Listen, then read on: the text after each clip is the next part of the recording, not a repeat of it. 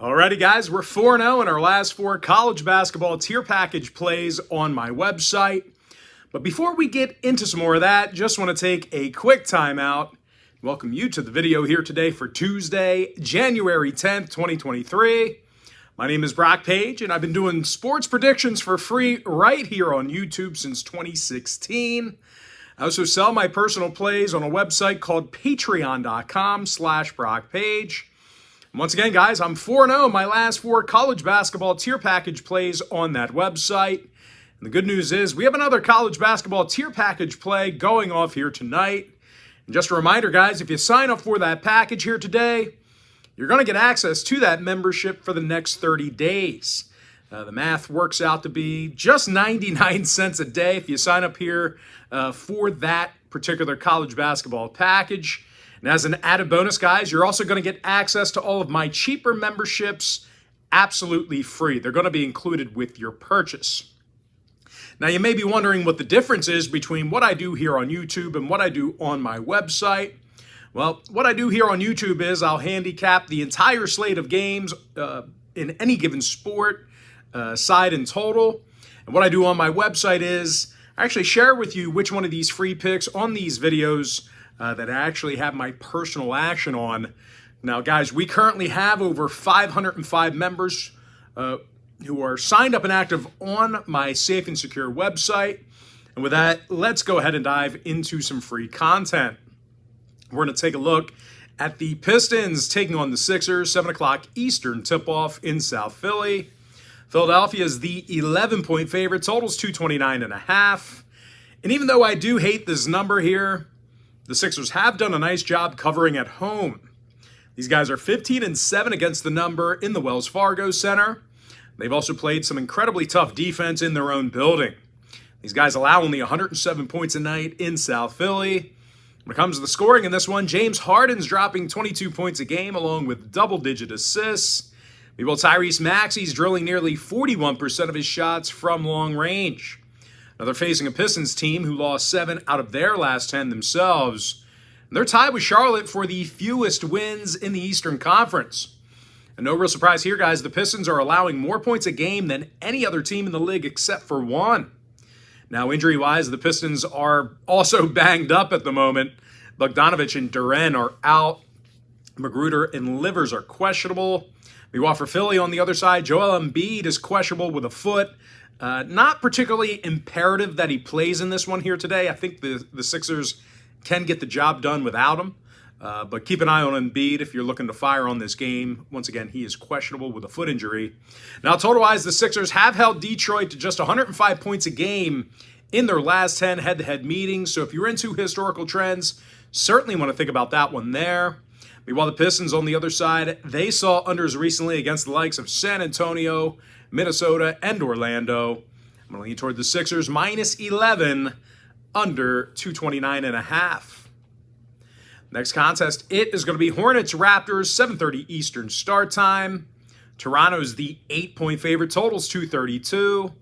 But for a team laying a handful of baskets here, the Raptors really don't score all that much. These guys are currently in the bottom 5 in home scoring.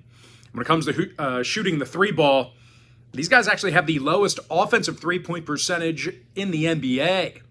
They're facing a Charlotte team on the other side who actually does a nice job on offense when they travel. These guys are in the top 10 in road scoring. And they're also grabbing more offensive rebounds on the road than most teams in the Eastern Conference.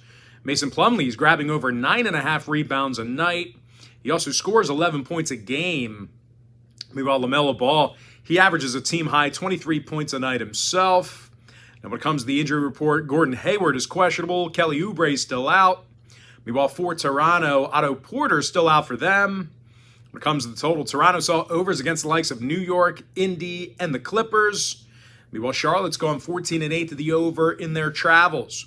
I'm going to lean toward Charlotte, +8, keeping that one close, over 232. Next matchup, it is going to be Thunder Heat, 7:30 East. Miami's -4, totals 224.5. But despite being favored in this one, Miami has had significant issues on offense. These guys are averaging fewer points a game than any other team in the association right now.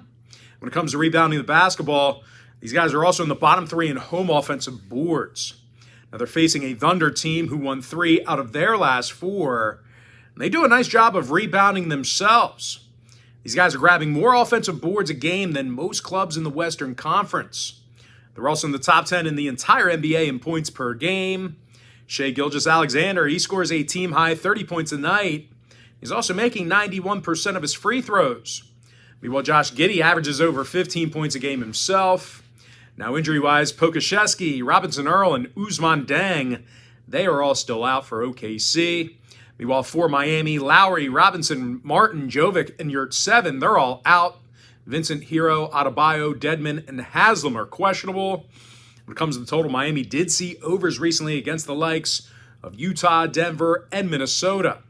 Meanwhile, Oklahoma City went 7-3 to the over in their last 10. I'm going to lean toward OKC +4 over 224.5. Next matchup, Cavs, Jazz, 9 o'clock Eastern tip-off. Cleveland's the 3-point favorite on the road, totals 227. Now, the Cavs did win 4 out of their last 5. They're playing some very impressive defense. They're allowing a league-low 106 points a game, and they actually lead the league in defensive boards. Jared Allen currently averages double-digit rebounds a night, 13 points a game as well for the big man. Meanwhile, Donovan Mitchell, he scores a team-high 28 points a game himself. He's also drilling 40% of his three-pointers. Now, they're facing a struggling Jazz team on the other side who lost 7 out of their last 8, and they just give up way too many points. They're allowing 117 points a game, and no real surprise here, guys, they're in the bottom 5 in defending the field goal. Now, injury-wise, Olynyk, Sexton, and Horton Tucker are out. Meanwhile, for Cleveland on the other side, Wade, Windler, and Rubio are still out for them. When it comes to the total, Cleveland's gone 63% to the under against Western Conference opponents. Meanwhile, Utah saw 2 out of their last 3 at home stay under the line. I'm going to lean toward the Cavaliers -3, under 227. Next contest, it is going to be Magic at the Blazers, 10 o'clock Eastern start time. Portland's -7.5, totals 230. And as bad as Portland's been, I do think they can cover here. They are 10-5 against the spread in their home games.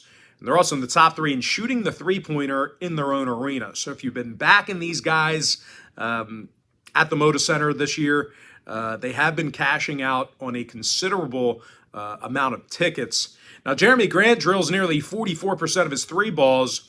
He's also averaging 22 points a game. Meanwhile, Dame Lillard, he's scoring a team-best 27 points a night. Now, they're facing a Magic team who lost 5 out of their last 7.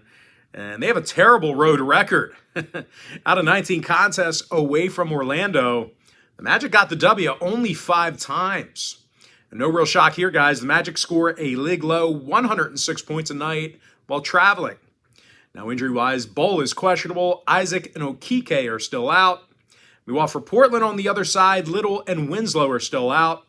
When it comes to the total, 8 out of Portland's last 10 did stay under the number.